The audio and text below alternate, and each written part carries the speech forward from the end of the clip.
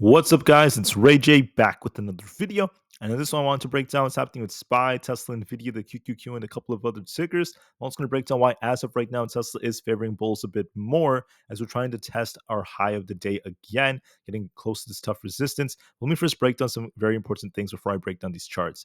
Just know that I am not a financial planner, so take nothing I say as financial advice. And also, if you guys can, please check out my Moomoo link. If you deposit $100, you're guaranteed 5 free stocks. If you deposit $1,000, you're guaranteed 15, and the offer ends in just a couple of weeks. Anyways, the market's range bound for now. Tesla is an exception. It's actually doing a better job at holding up and pushing. So it's looking pretty good.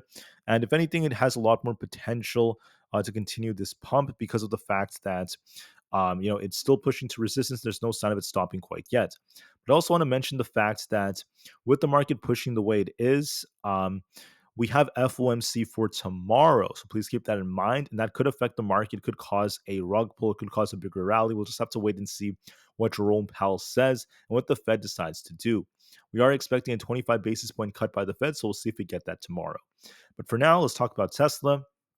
So what happened was we got this really nice pump, basically up to about this 290 area. Then we dipped all the way down to about 275. That's very close to where this high was right here. So this high, you guys can see my cursor right over here. This high right here was around 273.5, near 274. So we came very close to previous resistance becoming support. And then we bounced very close to that, which is where we got this nice little rebound. Now, excuse me, as far as our resistance goes, Tesla has a tough resistance at 290. If it manages to break that, I think we could be getting closer to about 295, and eventually the 300 target would be coming. And it's going to be very, very psychological. They might try to pump it all the way up there, but we first have to crack past 290. If we start losing this support right over here at 284, I'd be looking for 280 as our target. And then if we end up below that, we could be looking for the lows to be retested. As of right now, Tesla is looking a little bit more bullish because we dipped only to get bought back up.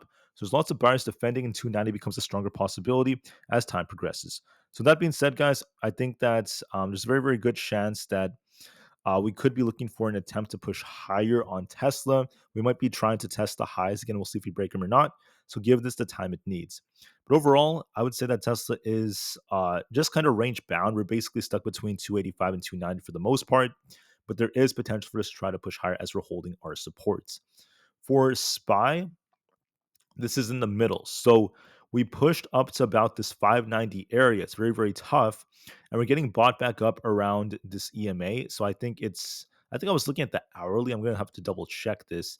Or actually, I think it was the 30 minutes time frame. Just give me 1 second, guys. The 30 minutes time frame right over here. This is where our support is near our 20 EMA. This is what we're riding up. So our main support's at 586 and our resistance is at 590. We're just stuck in the middle.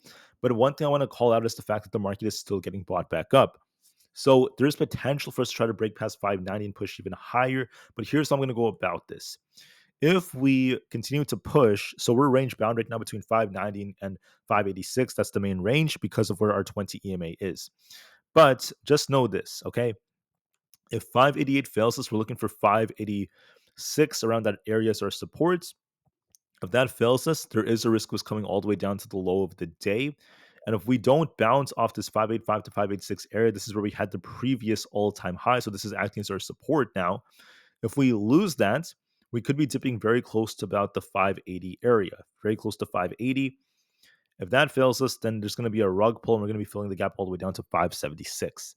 So keep that in mind. If we lose 585 around that area, 585 to 586, we turn more bearish. And then if we lose the next support below that, we turn even more bearish. So just be very, very mindful of that. But if we break past 590, I'm going to be looking for 592 and eventually 595 as our targets. So we could push higher for those resistance areas. There's potential in this, but we'll see if we could break past 590 or not. As far as ES goes, we look more bullish. The chart is still favoring the upside on the daily time frame. If we manage to break this resistance at 59.50, we're looking for an attempt to get back up to about 59.75. If we end up losing 59.25, we're looking for a dip back down towards the 5,900 area. If 5,900 fails us, we're looking for a bigger dump, but this is still favoring upside. The chart looks bullish on the daily, and the 4 hour is holding its support very nicely. So this chart to me looks more bullish. Might be attempting to get back up towards these highs again to 5,950. So ES is doing a good job at holding up. For Nvidia, we look more bullish, trying to break above 195 basically. 145, excuse me. If 145 breaks, we're basically testing these new highs. I'm looking for 146 as our target. Then 147.5 is the next target above that. For Bitcoin, we're looking for a retest of 75,000. It remains bullish. If that breaks, I'm looking for 76,000 as our next target. It looks more bullish so far. For others out there, we have NQ looking more bullish as long as we don't lose 20,700. We're favoring that we're going to try to get close to about 20,900, especially if we break past 20,800. So it looks more bullish to me.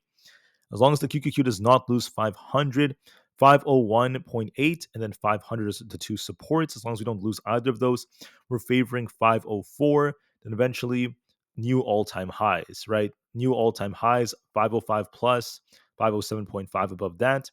We look more bullish on the QQQ. For Aapl is a little bit more bullish.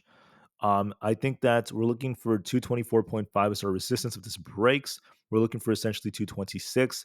If this rejects, we're looking for 222. But overall, this is forming a nice little accumulation. This could be pushing a little bit higher. 225 plus is a stronger possibility, so give this some time to develop. For the IWM, we have 236 as our support. If we manage to break through that, we're looking for essentially 237.8. If we lose 235, I could be looking for a test of about 233. I'm starting to think that it's barely holding 235, so it might actually dip a little bit. But as long as we don't lose 230, we still have potential to rebound. If we lose this 230 area, this is going to be dumping all the way down to 225. So just be mindful of that. But as of right now, it should be seeing buyers defend it. It might dip a little bit, but then we'll see how it goes from there. Coin remains bullish. There's no sign of this stopping quite yet. We'll see if 240 holds. As long as that holds, this will continue. If it does not hold, we're looking for 238, 235, and 230. This is favoring 244. Eventually, if it breaks that 250, could be our next target. Looks more bullish to me.